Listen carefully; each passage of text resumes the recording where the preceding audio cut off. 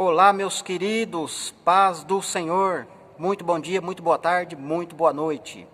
Meus queridos, aqui agora eu quero fazer uma introdução sobre Romanos capítulo 4, tá?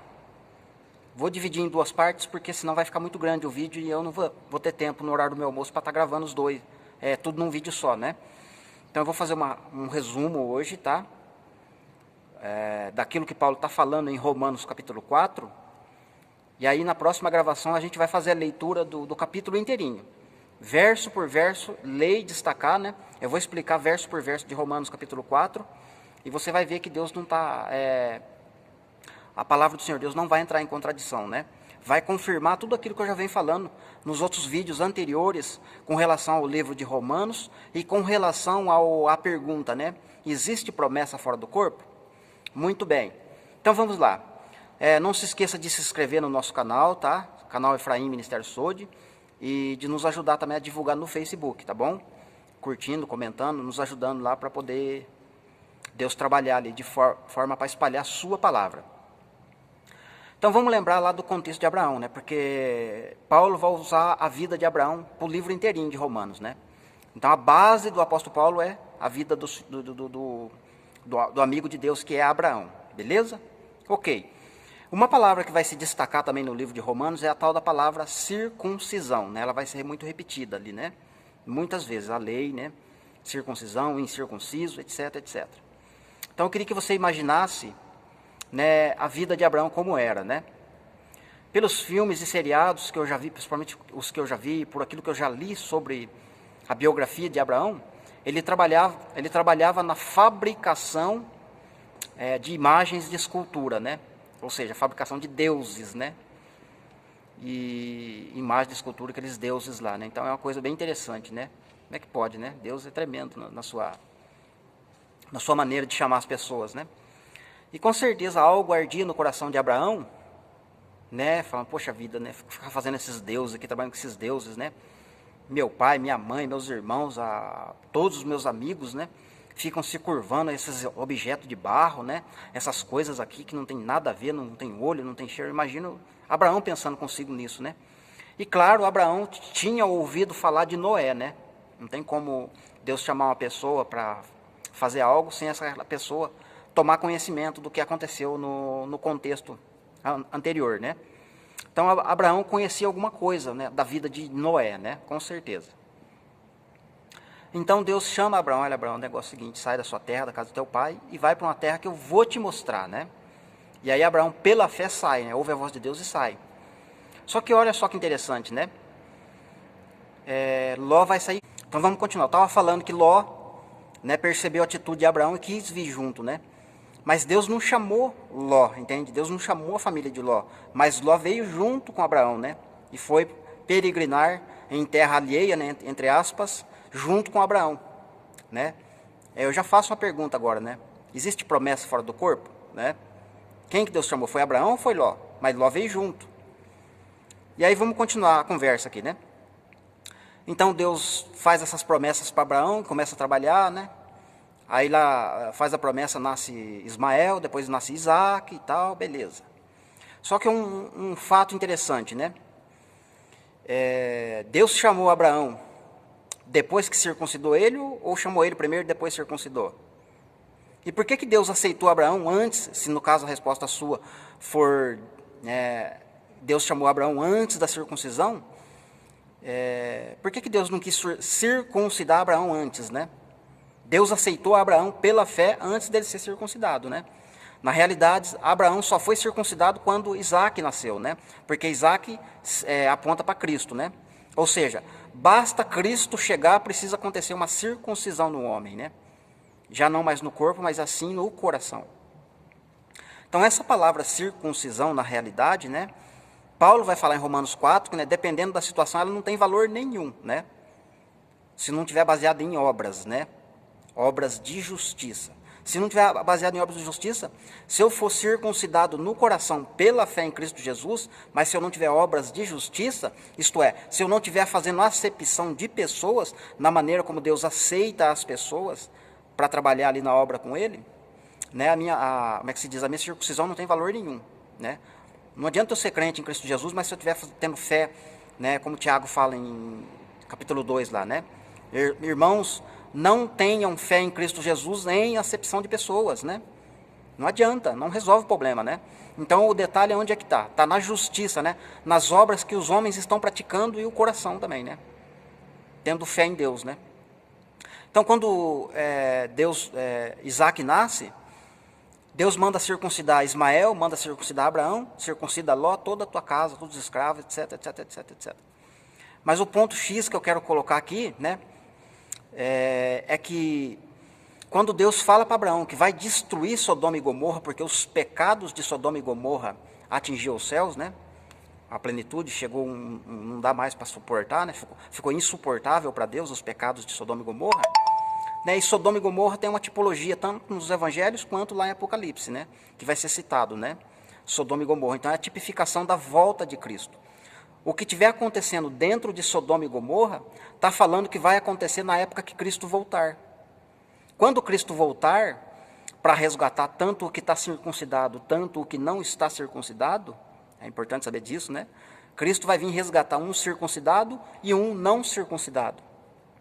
Por causa daquilo que eu falei anteriormente, né? Não depende da circuncisão, entende? Às vezes eu sou circuncidado, mas eu não pratico as obras da fé que Abraão praticou. E às vezes tem pessoas que não é circuncidada, mas no coração ela tem as mesmas obras e atitude e pensamento que Abraão teve, quando Deus aceitou ele. Então Jesus vai vir para salvar esses também, entende? Jesus não veio, aliás, né? Jesus falou, né? Eu não vim para julgar, para acusar, para apontar onde está o erro. Eu vim para salvar. Salvar do quê? Salvar do lago de fogo, que é a segunda morte, né? Que é o juízo final, né? Então essas pessoas que não são circuncidadas, seja na carne, seja no coração, elas vão ter uma oportunidade no milênio, né, de ser livradas da segunda morte, que é o juízo final, né? Essa que é a mensagem do evangelho, né, resumindo. Então quando Deus está falando, Jesus está falando, né, olha, lembrai-vos do dia de Ló, né, assim como foi aqueles dias, será a volta do Filho do Homem. Então vamos examinar alguns acontecimentos dentro da vida de Ló. Primeiro porque ele não foi chamado, né? Mas Deus está se preocupando com ele, né? Houve uma guerra antes da destruição de Sodoma e Gomorra, que Ló foi levado cativo. Abraão foi atrás e resgatou, né? Derrotou 5 reis, não lembro, 5 reis, né? Foi e trouxe Ló de volta, né? E Ló não tem promessa, mas Deus trouxe ele de volta ali para habitar naquela região. E aí Deus pega e vai fazer uma visita para Abraão, né? Inclusive é no momento que Isaac nasce, né? Se eu não me engano aqui a memória, né? Não, vai prometer ainda, né? Já mostrando que está tipificando a segunda volta de Cristo, né? É como se Isaac estivesse nascendo 2 vezes, né? E de fato tem 2 tipologias, né? Uma vez quando Isaac é oferecido em sacrifício. Aliás, tem várias tipologias, né? Uma quando Isaac é oferecido como sacrifício, mostra Cristo morrendo por nós. Outra é quando Isaac nasce, todo mundo precisa ser circuncidado, isto é, Cristo, né? Mas Cristo nasceu onde? No ventre da mulher, que foi Maria, ou Cristo nascendo como o sol da justiça, lá na segunda vinda dele, para circundar, para todo mundo que estiver na terra ser circuncidado, né? Ter o seu sangue, os seus pecados expiados, né? E aí? Tem esse ponto para analisar, né? Então, e tem o terceiro momento que, né? Quando Deus vai avisar para Abraão e Sara que Isaac vai nascer, né? Então, são 3 momentos para a gente analisar, né? Esse momento que Deus vem avisar para Abraão e Sara que Isaac vai nascer, é o momento que vai mostrar na sequência a destruição de Sodoma e Gomorra, entende? Que mostra a segunda volta de Cristo. Então, vamos ver. Ló está lá dentro da cidade, né? Sem saber do que está acontecendo, certo? Ló está inocente, né? Ele está lá no meio do pecado, né? Aquele negócio que está insuportável para Deus, mas Ló está lá com a sua família. Deus está em certo lugar conversando com Abraão. Em certo momento tem 2 pessoas junto com Deus e junto com Abraão. Ou 2 anjos, né? De repente, né? Abraão começa a conversar com aquele Senhor Deus, né? O senhor vai destruir Sodoma e Gomorra, né? Primeiro Deus fala, né? Eu não posso destruir Sodoma e Gomorra sem antes falar com Abraão. Eu não posso trazer juízo em Sodoma e Gomorra sem antes conversar com meu amigo Abraão. Em outras palavras, eu não posso... Abraão está conversando com o Senhor Deus no monte, né, num lugar alto, possivelmente um lugar que dava para visualizar Sodoma e Gomorra, né? Os 2 anjos se apartam dali de onde os dois estão e vão em direção a Sodoma e Gomorra. E Abraão começa a perguntar, né? Senhor, se tiver habitando ali em Sodoma e Gomorra, né, 50 justos, o senhor vai destruir a cidade, né? Que nem aquele pensamento que eu estava falando antes, né? Senhor, se tiver habitando ali em Sodoma e Gomorra, né, 50 pessoas que não são circuncidadas, né, seja na lei de Moisés, seja em Cristo Jesus, o senhor vai destruir a cidade mesmo assim? Aí Deus vai responder, não, se tiver 50 justos ali, eu não vou destruir, por amor a estes que não são circuncidados, né? E aí a conversa vai se desenrolando até chegar um número mínimo ali que Deus fala, tá bom, eu não vou, né? Só que enquanto está rolando essa conversa, né, os 2 anjos estão entrando lá dentro de Sodoma e Gomorra, que tipifica a grande prostituta, a grande Babilônia, o sistema da besta, né, que vai abranger o mundo inteiro no tempo do fim, na volta de Cristo. E interessante que quando acontecer essa época, né, essa conversa a gente já consegue transferir ela para um outro nível espiritual, né? É como se o próprio Filho, Jesus, estivesse conversando com o Senhor Deus, né? Pai, o Senhor vai destruir toda a terra mesmo? Não, filho. Somente os que estão praticando injustiça, né? Mas e se tiver alguns justos lá dentro, o Senhor vai destruir? Né? Eu penso que, né, Jesus está intercedendo ali, né, por aquelas pessoas, por amor àquelas pessoas, né? Inclusive, né, isso vai ficar para um próximo vídeo, é claro, né, não vou bater o martelo agora, mas dá a entender que é o momento em que quando Jesus entra, né, no lugar santíssimo, né, eu acredito que é ali que ele vai ter essa conversa com o Pai, para poder fazer essa expiação, né, esse questionamento, o mesmo que Abraão fez, né, com relação a Ló, né, porque Ló está tipificando nações, né, ali, que não fazem parte, mas, né, que vão entrar, né, e entrar. Então, o que acontece? Eu penso que quando Jesus entra no lugar santíssimo, né, que é o momento que o templo, ninguém pode entrar, né, até que as taças da ira de Deus, né, sejam cheias, sejam derramadas, isto é, aquele momento da conversa de Abraão e o Senhor Deus, é o momento que Cristo está no lugar santíssimo conversando com o Senhor Deus, né, preparando-se para destruir Sodoma e Gomorra, né, que é o mundo, né, o sistema da besta. Então precisa encher as taças, né. E encher as taças da ira de Deus, na verdade, vai ser a oração dos santos, né, o clamor do povo de Deus que vai estar subindo ali na presença de Deus, né? E ao mesmo tempo Jesus vai estar intercedendo, né, por aqueles que não entrou naquela galera que orou, mas vai estar uma galera ali tipificada em nações, né, que são justas, né? E nesse ponto, quando fecha o santuário, significa que selou 144 mil, selou o tempo de conversão, não tem mais como as pessoas se converterem para entrar no corpo de Cristo para fazer parte, né? Porque agora ele não está mais naquele lugar que ele fazia expiação, entende? Ele saiu daquele lugar onde os pecados eram expiados, né? Porque ele mesmo é a nossa expiação, né? Ele saiu daquele lugar, agora ele está no lugar santíssimo. Não tem como mais expiar pecado naquele lugar, né? Aquele lugar foi, né, isolado, né? Foi fechado, entre aspas, né? Então ele está conversando com o Pai, né? Sobre essas pessoas justas que estão na terra. Elas não merecem ser destruídas, né? E é o momento que os anjos estão entrando em Sodoma e Gomorra para conversar, para resgatar Ló. Então o que acontece? Quando os anjos chegam ali na casa de Ló e falam para Ló, né, o que vai acontecer? Deus, vamos sair daqui, que Deus vai destruir este lugar, né? E aí Ló acredita, né, ele sabe, os 2 anjos, né, convencem a Ló, e Ló então vai avisar seus parentes, seus amigos, mas ninguém dá crédito para o que Ló fala. E aí ele volta, demora inclusive, né, o anjo tem que pegar para lá, vamos embora, que o negócio vai ficar estreito aqui, vamos sair daqui. Só que quando os moradores daquela região, né, do sistema da besta, ficaram sabendo que aqueles 2 homens estavam na casa de Ló, vamos lá e vamos abusar daqueles 2 homens, né? Ló, lembra do paralelo que a gente está fazendo, hein? Ló não faz parte, né, da promessa. Ló é como se fossem nações, entende? Nações restantes, né? Povo que não foi, entre aspas, circuncidado. Ló foi circuncidado, né, junto com Abraão, mas não recebeu a circuncisão de Cristo no coração, né? Então Ló está tipificando essas nações, né? E aí Ló então está na sua casa, aí as pessoas começam a bater na porta, a gente quer abusar, né? A gente quer abusar desses homens que estão aí na sua casa, né? Aí Ló vai falar a seguinte resposta: olha, eu tenho 2 filhas, né? Elas são virgens, né? Abuse das 2 minhas filhas, né?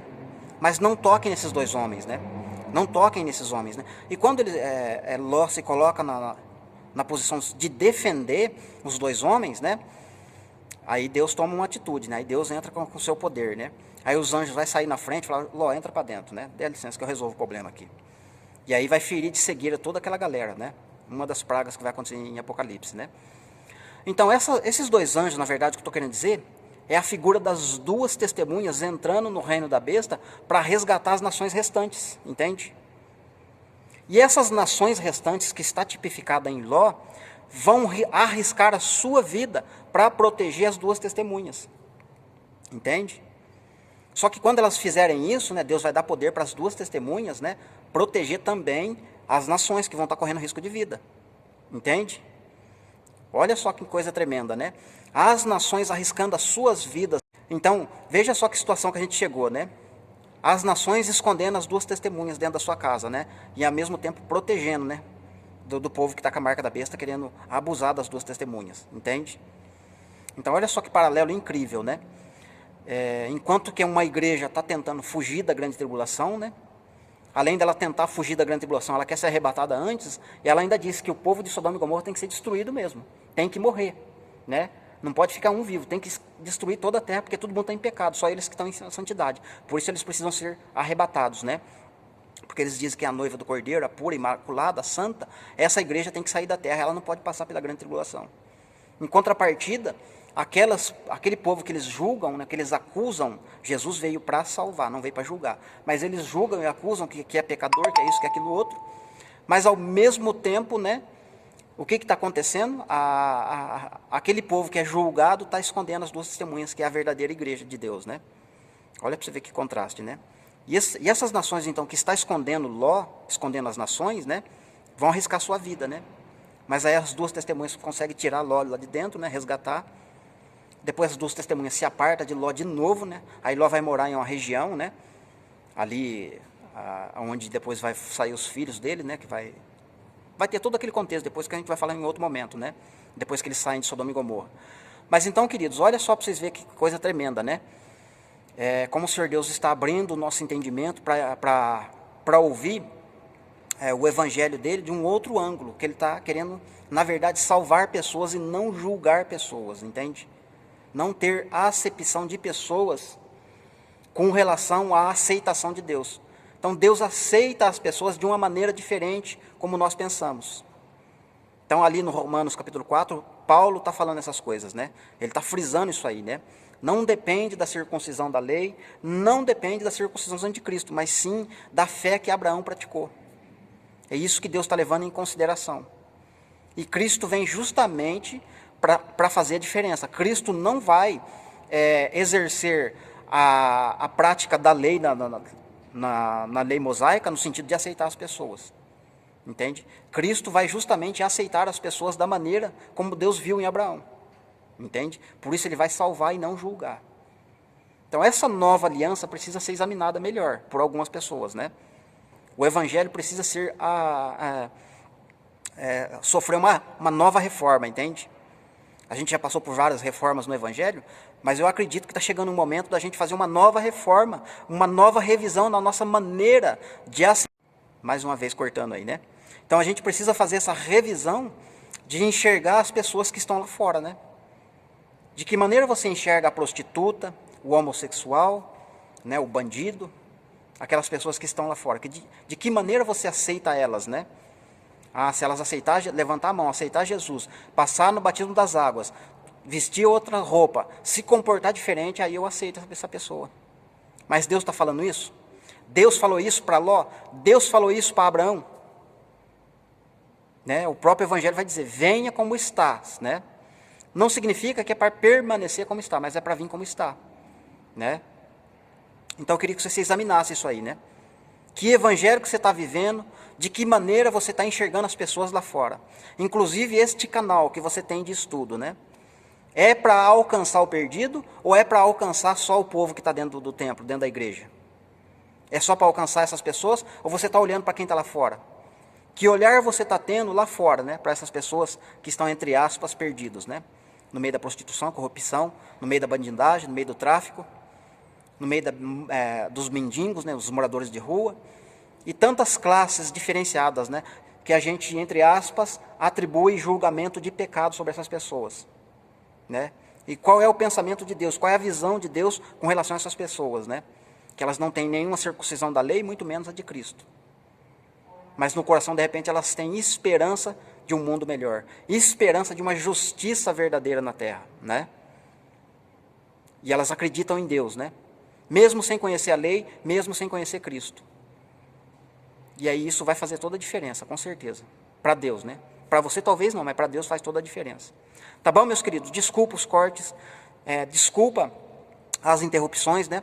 Mas amanhã, né, no próximo vídeo que eu vou gravar sobre Romanos capítulo 4, leitura do capítulo inteiro, verso por verso, e aí a gente vai melhorar isso aí, tá? Se ficou alguma coisa que eu não consegui explicar aqui, lá naquele capítulo a gente vai melhorar, tá bom? Que Deus te abençoe e até o próximo vídeo, se Deus permitir.